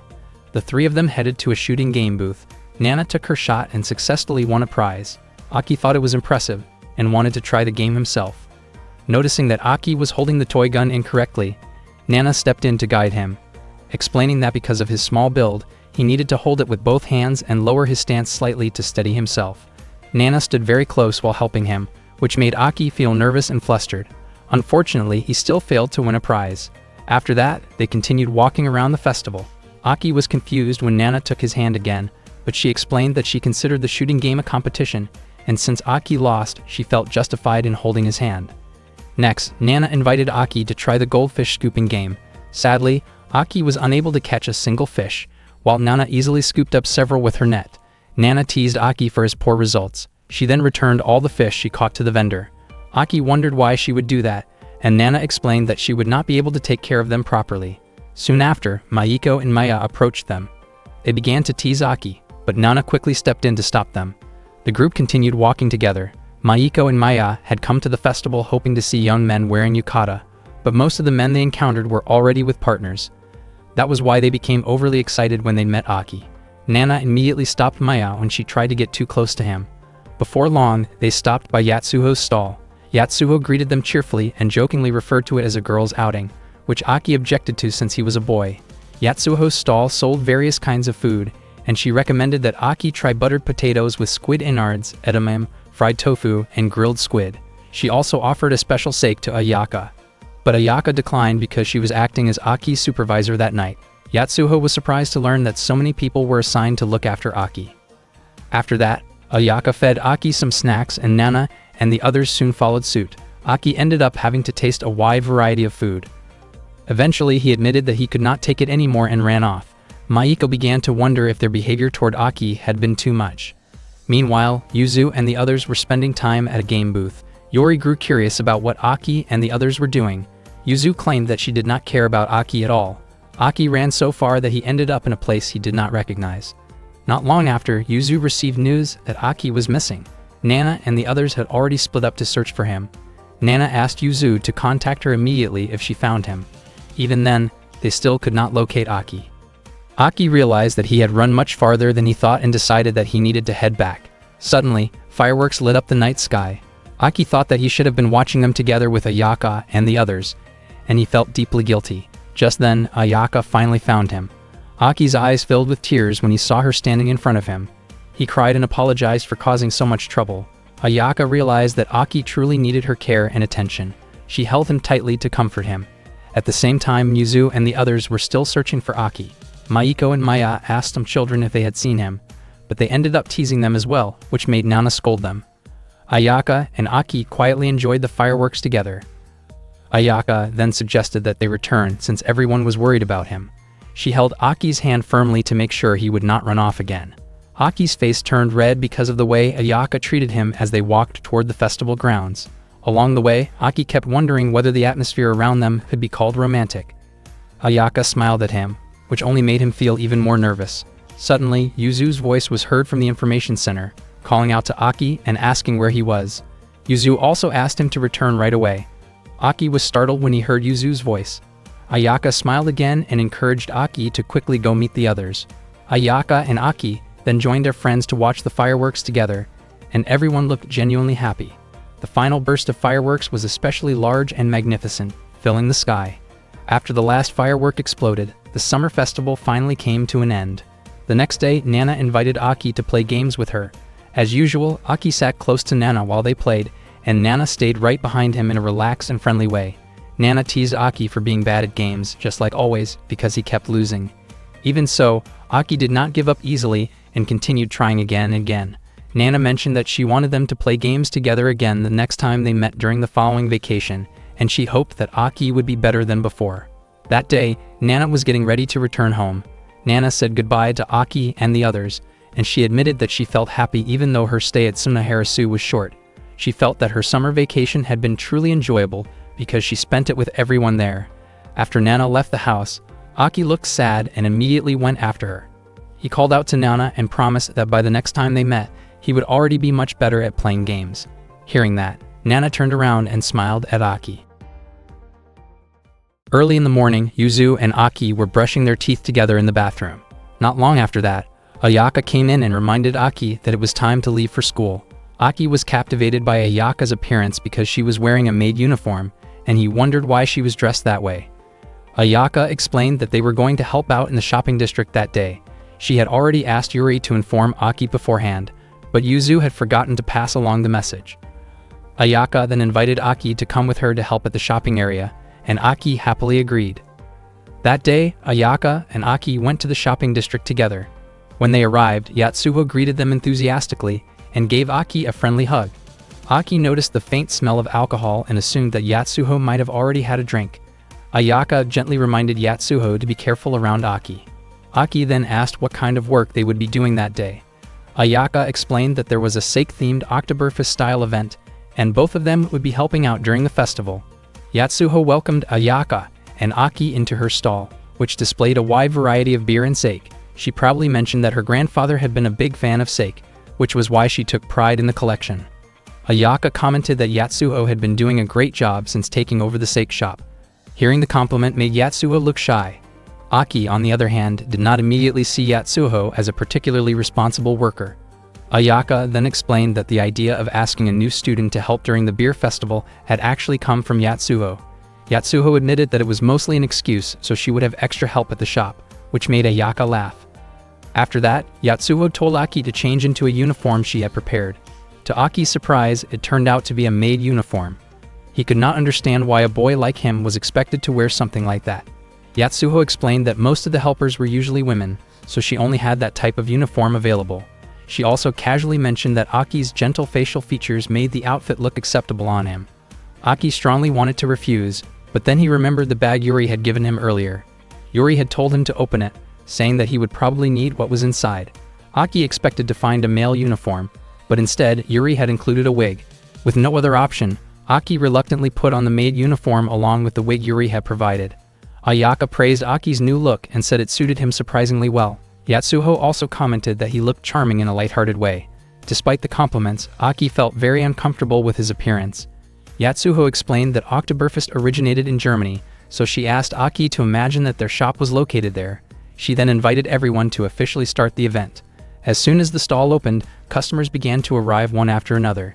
Yatsuho mentioned that whenever Ayaka helped at the shop, the crowd was always lively. Before long, a customer placed an order. Aki quickly went over to take it, but he became confused while writing everything down. Ayaka noticed his struggle and immediately stepped in, clearly calling out the order to Yatsuho. Aki was amazed by how easily Ayaka handled the foreign language menu. Ayaka smiled at him and reassured him that he would get used to it over time. As the day went on, the number of customers kept increasing. At one point, Aki was carrying a glass of beer to a table and was surprised by how heavy it was. He was impressed when he saw Ayaka carrying 4 glasses at once with ease. Unfortunately, Aki accidentally spilled some beer on a customer's table. Startled, he apologized right away. The customer responded calmly and treated it as a minor accident, even taking it as part of the lively festival atmosphere. Ayaka came over to clean up the spill and also offered a small side dish as a courtesy, which made the customer very happy with the shop's service. Meanwhile, Aki felt guilty for causing trouble and thought that he might not be cut out for serving customers. Ayaka gently comforted him, reminding him that everyone makes mistakes and that she did not mind helping him. She encouraged him to keep smiling and not lose confidence. Hearing that, Aki felt motivated again and promised himself that he would keep doing his best. After that, Aki was able to handle his work much better. He became friendly with the customers and served them efficiently. He genuinely started to enjoy the job. Seeing how enthusiastic Aki was made both Ayaka and Yatsuho feel happy as well. In the late afternoon, Yatsuho sincerely thanked Aki and jokingly praised him for his dedication while working in the maid outfit. She even suggested that he could help promote the shop. Aki explained that he wore the wig because he felt embarrassed about being recognized by others. When Aki became flustered, Ayaka immediately hugged him to calm him down. His frustration faded instantly and was replaced with nervousness. Ayaka told him that he was a good and admirable kid. Suddenly, Ayaka fell asleep, and Aki wondered if Yatsuho had given her some sake. Yatsuho simply laughed at Aki's worried rambling, while Aki tried his best to wake Ayaka up. The next day, Yuzu, Yuri, and Sumire prepared to leave for a school trip to the mountains of Kyoto. Before heading out, Yuzu reminded Aki and Ayaka to behave themselves while they were away from the dormitory. Aki honestly had no idea what Yuzu was trying to imply. Ayaka simply hoped that the 3 of them would enjoy their trip. After that, Yuzu and the others said their goodbyes and left. Yuri looked forward to taking good photos during the trip, while Yuzu planned to buy a small Buddha statue as a souvenir. Sumire reminded Yuzu to double-check whether she had left anything behind. Meanwhile, Ayaka mentioned to Aki that the dormitory would probably feel quiet without Yuzu and the others around. She even casually suggested spending time resting together, which completely caught Aki off guard. Feeling flustered, he immediately ran back inside the dormitory. The following day, while Ayaka was cleaning the yard, she found herself wondering what Yuzu and the others might be doing in Kyoto. The air felt especially cold that day. Suddenly, Nana stopped by to greet her, having decided to visit the dormitory just to hang out. Nana mentioned that she was very hungry and asked Ayaka to prepare something to eat. Ayaka asked what kind of food Nana wanted, and Nana said she wanted something warm. After thinking for a moment, Ayaka came up with an idea. Ayaka roasted sweet potatoes using dried leaves in the yard, and once they were ready, shared them with Nana and Aki. Both of them really enjoyed the roasted sweet potatoes, which tasted surprisingly sweet, and Ayaka felt happy seeing their reactions. Aki did not expect that roasting sweet potatoes in the yard could be so enjoyable. Nana joked that they should not lose to Yuzu and the others who were on their school trip, so she took a photo of the 3 of them together and sent it to Yuzu. At the same time, Yuzu and the others were enjoying snacks in Kyoto. Not long after, they saw the photo sent by Nana and replied with one of their own while eating dango. They ended up sending many photos of themselves enjoying various kinds of food. Ayaka then brought more sweet potatoes for everyone to eat, though Nana reminded them not to overdo it. Ayaka brushed it off, saying that she needed plenty of energy because her daily work was physically demanding. With the cold air growing stronger, Ayaka suggested that they go back inside. Nana mentioned that her legs felt numb from the cold, and Ayaka invited her to warm up together in the bathroom. Once inside the dormitory, Nana stepped on a scale and realized that she had probably been slacking off on exercise lately. Ayaka teasingly agreed that Nana's weight might have gone up a little. Nana blamed Ayaka for giving her too many high-calorie foods like sweet potatoes, while Ayaka explained that she simply wanted to prepare food Nana rarely ate. Nana became curious about Ayaka's physical condition and started examining her posture and build, commenting that Ayaka had well-balanced proportions. Nana gently checked Ayaka's midsection and warned her that neglecting physical health could cause problems in the long run. Her serious expression made the moment feel intense, though it quickly turned playful and lighthearted, causing Ayaka to laugh. Hearing the noise, Aki became curious about what the two of them were doing. At the same time, he was looking at photos Yuzu had sent and wondered what she was up to with her friends in Kyoto. After Nana went home, Aki suddenly heard a loud noise coming from the storage room. Suspecting that someone might have broken in, he carefully approached, ready to protect Ayaka if necessary. However, his suspicion turned out to be wrong. The person inside was actually Ayaka, who was trying to use a treadmill stored there. It seemed that she was not very familiar with the equipment yet. Aki quietly closed the storage room door again, thinking that autumn really was a good season to start exercising.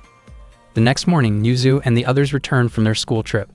Ayaka looked extremely exhausted and went to Aki's room to wake him up. Aki was shocked when he saw Ayaka looking very different from her usual energetic self. Panicking, he rushed to Yuzu's room to ask for help. He explained that Ayaka had collapsed in his room and asked Yuzu to take her to the hospital. Yuzu told Aki to calm down and asked him to step outside because she was in the middle of getting changed. After that, Yuzu and Aki quickly returned to Aki's room to check on Ayaka's condition. Aki was overwhelmed with worry, fearing the worst. Yuzu reassured him and suspected that Ayaka was simply suffering from a mild cold. Aki mentioned that he had seen Ayaka exercising the previous day while wearing clothes that were too light for the cold weather. Yuzu agreed that this was likely the cause. She lightly pinched Aki's cheek and demanded an apology for earlier entering her room at an awkward time, which Aki immediately did. Yuzu decided that Ayaka should stay in Aki's room since moving her would be difficult. Sumire arrived with pajamas, while Yuri brought towels to wipe Ayaka's sweat. As they prepared to change Ayaka's clothes, Yuzu firmly sent Aki out of the room. Afterward, Yuzu entrusted Ayaka's care to Aki because the three of them had an important student council duty to attend to. Yuzu planned to inform the teacher in Aki's class and made it clear that she was relying heavily on him to look after Ayaka. Aki agreed without hesitation, and not long after, Yuzu, Yuri, and Sumire headed to school together. At that time, Ayaka was dreaming about Aki gently feeding her a bowl of hot udon. The warmth felt so real that it startled her awake. As her eyes slowly opened, Ayaka realized she was in Aki's room. She assumed everyone had already left for school, but then Aki suddenly came in carrying a bowl of porridge he had prepared for her. Ayaka wondered why Aki had not gone to school. Aki had already arranged for Yuzu to explain his absence to the teacher.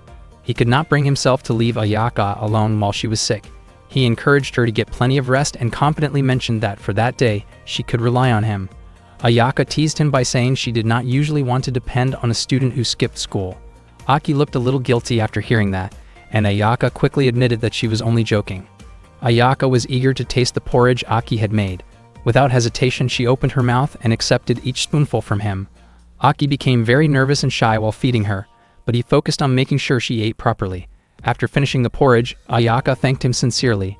She was sweating heavily, and Aki suggested that she change into clean clothes to feel more comfortable. He tried to leave the room to give her privacy, but Ayaka asked for his help wiping the sweat from her back. Aki hesitated for a moment, yet he agreed, reminding himself that he was simply taking care of someone who was unwell. Ayaka moved carefully so she could stay covered and comfortable, and Aki made sure to respect her boundaries. He calmly wiped the sweat from her back and shoulders, asking her to stay still so he could finish quickly. Although he was clearly nervous, Aki focused on helping her feel better. Ayaka relaxed and appreciated his kindness. Once he was done, she thanked him again, and Aki quietly stepped back, relieved that he could help her recover. The next day, Ayaka had fully regained her energy. She greeted everyone at Sunaharasu with a bright smile and apologized for causing trouble the day before. She mentioned that Aki had taken great care of her while she was sick. Yuzu became curious and wondered if Aki had done anything strange while Ayaka had a fever. Aki made it clear that he had simply taken his responsibilities seriously. As Ayaka leaned close to him in a playful, affectionate way, Aki suddenly started coughing. Ayaka worried that he might have caught her fever, but Aki explained that he was just feeling a bit unwell from exhaustion. Ayaka cheerfully said that if Aki did end up getting sick, it would be her turn to take care of him. Hearing that, Yuzu, Yuri, and Sumire exchanged knowing looks and seemed to understand what kind of day Aki had gone through. To avoid further teasing and questions, Aki quickly urged everyone to head to school before they were late.